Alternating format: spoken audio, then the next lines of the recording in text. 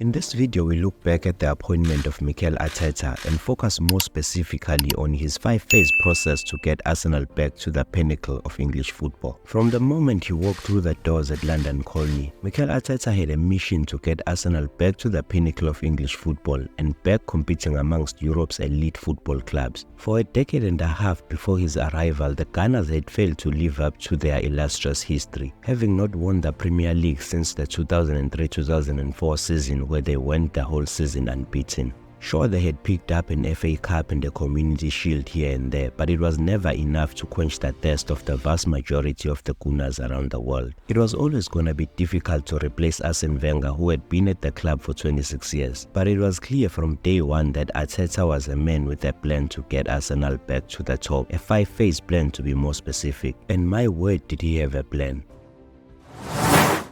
On the top of his to-do list was the reduction of Arsenal's wage bill. The Gunners had a wage structure of a Champions League club while they were consistently in the Europa League. Changes had to be made. Arteta had to start phasing out highly paid players that were not part of his long-term vision. Players like Aubameyang, Pepe, Mesut Ozil, Lacazette and Willian were parts of the list of superstars. These players did not fit into Arteta's long-term plan, but were also unsellable because of their age brackets and their extremely high wages that only a handful of clubs around the world could afford. The solutions were limited, and Arteta and Edu had to rely on creative solutions to solve this problem. Some contracts had to be paid off. Some players were literally given money to leave the club. This action was hard to stomach at the time, but it was the type of sacrifice that had to be made and has ultimately paid off long term. I will be dishonest if I said this phase of the process was easy. It came with major resistance from all parties concerned, as it would for any one of us if we were asked to drastically reduce our general salaries. Throughout this time, he had to also contend with being ridiculed by the media and the general public at large. Most of the criticism, though, came from within our fan base. Arteta was being accused of being a dictator, accused of inability to handle star players, and trying too hard to be Pep Guardiola. Nevertheless, Arteta enjoyed, and it eventually became clear what he was doing. Winning the 2020 FA Cup was a huge catalyst for the patience that was displayed by the fans towards Mikel, and he had earned some credit in the bank from most of us.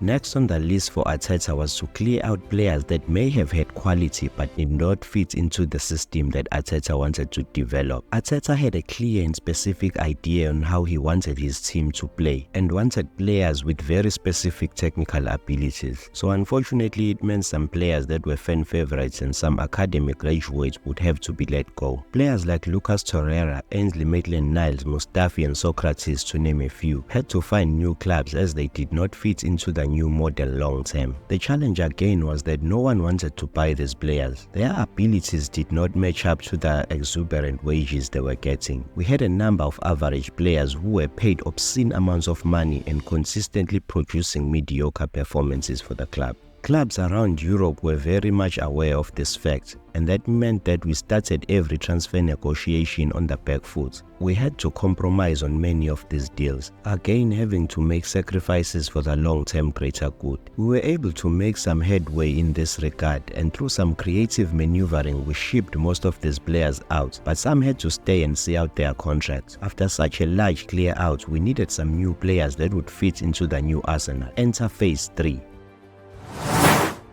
This phase was centered around recruitment of young players who already had tons of experience playing at a high level. Central to this phase was Martin Odegaard, Ben White and to some extent Aaron Ramsdale, to name just a few. All these players had a lot of experience but were still in their early 20s. This meant that they were only gonna get better at Arsenal, and if they did not work out, they became sellable assets because of their age profile.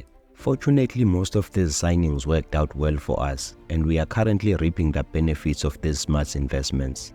Another mission Arteta had embarked on since the beginning of his tenure at the club was reconnecting the Arsenal fans with the club and the players again.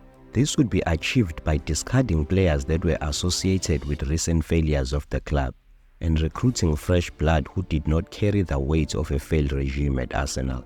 These new players had to be players that can be coached and willing to adhere to new ideas of playing. They had to be players who were going to be seamlessly embraced by the Arsenal fans, players that made the fans believe again. but they had to earn the trust of the faithful and patient Arsenal fans by winning games consistently. The penultimate phase of Arteta's intricate process was perhaps the most exciting for the fans. Arsenal were now on a mission to recruit players who were on the cusp of their peak powers. Players that were already performing at a very high level consistently for their clubs and had already been exposed to high-pressure games. This part of the plan brought players to the club like Jesus, Kai Havertz, and more recently Declan Rice from West Ham United. The mission for these superstars was to elevate Arsenal instantly to a position of being a title challenger. Last season we saw the fruits of some of these investments when Arsenal shocked even their most loyal of fans by challenging Man City for the Premier League title. The Gunners stayed at the summit of the Premier League for 90% of the season, but ultimately fell short close to the finish line.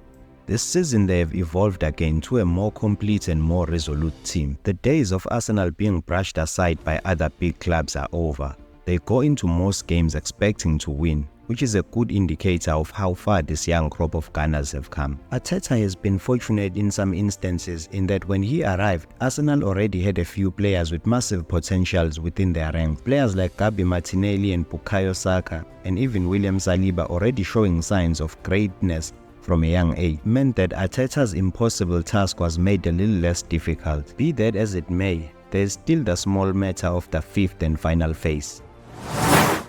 This particular phase is about completing the puzzle in creating a team that is going to compete for the biggest titles in world football year in, year out. For the Gunners, it is simple for everyone to see that they need a lethal and proven striker to get us the goals consistently. The Gunners have not struggled for goals recently, but games like Fulham and Aston Villa late last year and even against Porto recently proved that we need a different outlet up front. An outlet that provides a different threat to the likes of Jesus, Kai Havertz and Leandro Trossard. Most great teams throughout history have always had a lethal striker in their ranks, whether it is the Invincibles with Henry, Man City with Aguero, or Manchester United with Wayne Rooney. If Arsenal go out there and get the right striker who is most suited for the type of football they play, a striker that will guarantee goals, they put themselves in a great position to dethrone Man City as the grading standard of English football. Whether we win the title this year or not, Arsenal have proved that they made the right choice with regards to the appointment of Arteta and staying patient with him even when things didn't go according to plan. The ownership, the board of directors and Mikel Arteta himself have all earned our trust.